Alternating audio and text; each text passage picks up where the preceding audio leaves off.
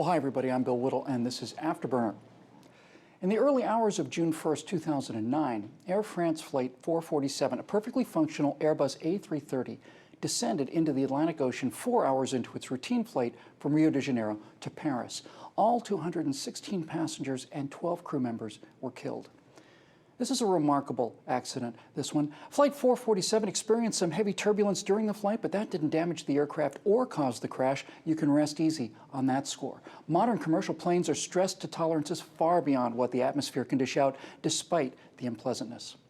The pitot tubes that measure airspeed appear to have iced over or otherwise become intermittent, and that was what started the chain of events that put that jet into the water. But blocked pitot tubes don't stop the airplane from flying. Air France 447 crashed because of a philosophy.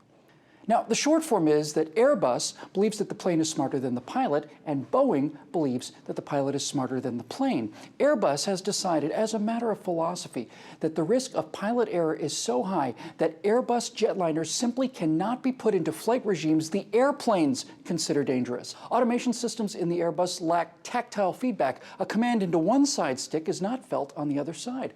Auto throttles don't physically move when the power levels are adjusted by the autopilot, and so on. Now, on the other hand, the pilots of Boeing jetliners have full control of everything the American jet has in the box. Yoke controls move in unison. Throttles mechanically move, even when the autopilot makes an adjustment, and so on. That perfectly flyable Airbus A330 stalled aerodynamically, all the way down from its cruising altitude, about 40,000 feet, into the ocean.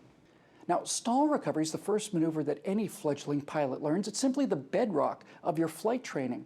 Laminar flow over the wing provides the lift that makes flying possible, but as the angle of attack increases, a point will come where that flow no longer adheres to the upper surface of the wing. The flow detaches, it becomes turbulent, and lift ceases instantly. Now, at that point, it's no longer an elegant jetliner. It's a $500,000 anvil heading into the sea.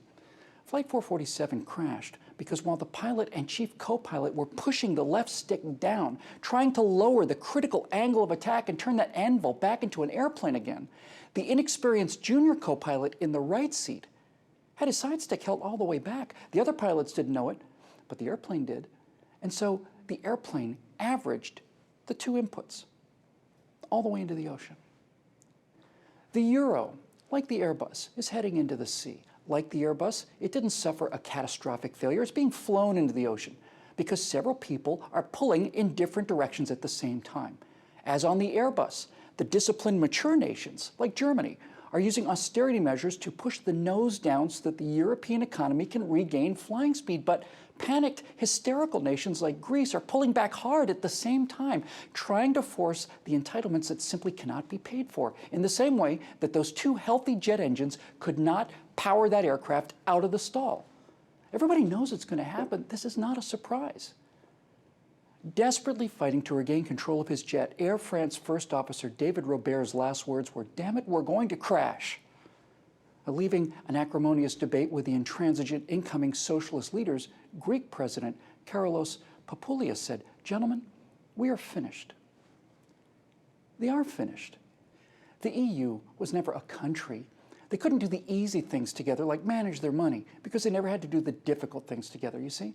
They never did the things that weld smaller states into a larger nation. Now, for example, during the second day at Gettysburg, the day before Pickett's charge, the entire Union line was nearly pierced by an earlier and massive Confederate attack. Men from all over the United States watched as 262 men from the 1st Minnesota Volunteer Regiment waded into the thousands and thousands of attacking rebels in order to buy a few precious minutes.